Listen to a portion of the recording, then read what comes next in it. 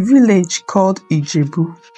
There lived an old man named Babatunde. He was wise and everyone in the village respected him. Babatunde had a big family, but he had one wish that had not come true. He wanted a son. Every night, Babatunde would sit outside his house, look up at the stars and hope for a son.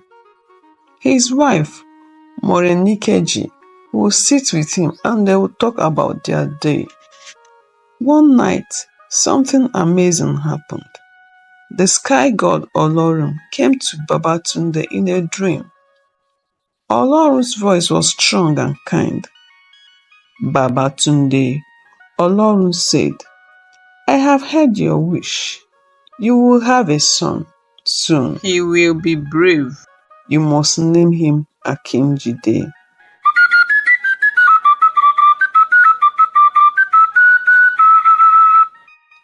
Babatunde woke up feeling happy. He told Morenikeji about the dream and they both hoped it would come true. Not long after that, Morenikeji gave birth to a baby boy. They named him Akinjide, just like Olorun said in the dream. The whole village celebrated Akinjide's birth. Babatunde was very proud and happy to have a son who would carry on his name. Akinjide grew up quickly. He was strong and smart. Everyone in the village liked him. Babatunde taught Akinjide everything about their village and their traditions.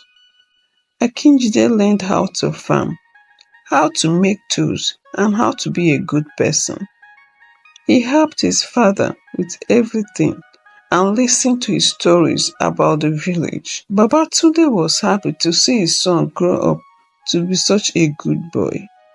He knew that Akinjide would be a great leader for the village one day. But then something happened that changed everything. One night, Babatunde had another dream from Olorun. This time, it was not a happy dream. Babatunde, Olorun said in the dream, you must show me that you trust me. Take Akinjide to Olumo Hills and offer him to me. Babatunde woke up feeling scared and sad. He didn't want to do what the dream said, but he knew he couldn't say no to Olorun. The next morning, Babatunde told Akinjide they needed to go on a trip to Olumo Hill. Akinjide didn't know why they were going, but he trusted his father. They started their journey with 2 servants from their house. It was going to be a long walk to Olumo Hill. Babatunde, Akinjide, and 2 servants walked all day. They talked about many things on the way. Akinjide noticed they were carrying wood, but no animal for the sacrifice at Olumo Hill. He thought this was strange but didn't ask any questions yet. They walked through the forest and over hills. At night, they would make a fire and sleep under the stars. Akinjide enjoyed spending time with his father on this trip, but he could see that Babatunde was worried about something. On the second day of their journey, Akinjide finally asked his father about the sacrifice. Father, he said, we have wood for the fire, but where is the animal for the sacrifice? Babatunde felt sad when he heard this question. He didn't know how to tell his son that he was supposed to be the sacrifice. Don't worry, Babatunde said with a heavy heart. Olorun will give us what we need. Akinjide nodded, but he could tell that something was not right. On the 3rd day, they finally reached Olumo Hill. It was a big hill with rocks and trees all around. Babatunde told the servants to wait at the bottom of the hill. He and Akinjide started climbing up the hill. Akinjide was still wondering about the sacrifice. He trusted his father, but he was also a little scared. When they got to the top of the hill, Babatunde built an altar with the wood they brought. Then he turned to Akinjide, and his eyes were full of tears. "My son," Babatunde said softly, "you are the sacrifice." Akinjide was shocked. He didn't understand why this was happening, but he didn't run away or fight. He knew his father was doing what he thought was right. Babatunde tied Akinjide up and put him on the altar. He took out his knife and lifted it up high.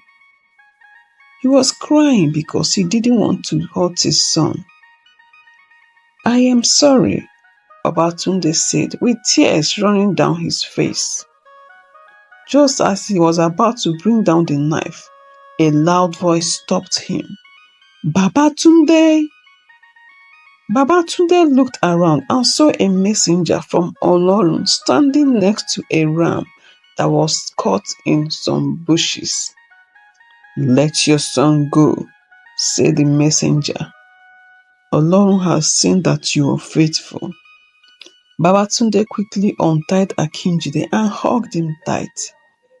They were both so relieved and thankful. Olorun blessed Babatunde for being so faithful. He promised that Babatunde's family would grow big and strong. Akinjide used the ram as a sacrifice instead of himself. They both prayed to Olorun on top of the hill. After that day, Babatunde and Akinjide went back home. They were happy to see their family again. Everyone in the village heard about what happened on Olumo Hill. They all learned an important lesson about faith from Babatunde and Akinjide. Years passed, and Akinjide grew up to be a wise and kind man. He became a leader in the village, just like his father. He always remembered the lesson he learned on Olumo Hill, to trust and have faith. Babatunde got older, and one day he passed away. The whole village mourned for him. They remembered him as a good man of great faith. Akinjide told his children and grandchildren about this journey to Olumo Hill. The story was passed down through generations. Even today, people in Yoruba land still tell the story of Babatunde and Akinjide. It's a story about faith, trust, and being brave enough to do what is right. Akinjide grew older and became the chief of Ijebu. He was just and fair, and the people loved him. He had many children, and he taught them all about the lessons he had learned from his father, Babatunde. The story of Babatunde's faith and Akinjide's bravery was known by everyone in the village. It was a story that gave them hope and strength. Every year, the people of Ijebu will have a festival to remember the day Babatunde and Akinjide went to the hill. They will tell the story, sing songs, and thank Olorun for his blessings. The festival became a big event that people from other villages would come to see it. It was a time of joy and celebration. Olumo Hill became a sacred place for the people of Ijebu. They believed it was blessed by Olorun because of what happened with Babatunde and Akinjide. People would go to Olumo Hill to pray and ask for Olorun's help. They believed that if they were faithful like Babatunde, Olorun would hear their prayers. As time went on, the world around Ijebu changed. New people came, and new ideas spread. But the story of Babatunde and Akinjide stayed the same. It was a story that could stand the test of time because it was about things that never changed: faith, love, and doing what is right. The story of Babatunde and Akinjide spread far beyond Ijebu. It was told in many languages and in many lands. It became a story that people everywhere could understand and learn from. It was a story that brought people together. Today, Olumo Hill is still there in Ijebu. It's a quiet place where people can feel the history in the air. People go there to remember Babatunde and Akinjide. They go there to find peace and to feel close to Olorun. The world today is very different from when Babatunde and Akinjide lived, but their story is still important.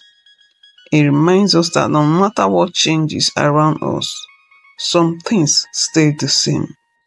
We all need faith, we all need love, and we all need to do what is right. The story of Babatunde and Akinjide will be told for many years to come. It will be told to children who will tell it to their children. It's a story that will live on because it's about things that matter. It's about being brave, being kind, and being faithful. And so, our tale from Ijebu comes to an end, but really, it's a tale that never ends. It's a tale that lives in every heart that believes in doing what is right. It's a tale that gives us hope for the future. Thank you for listening to our story.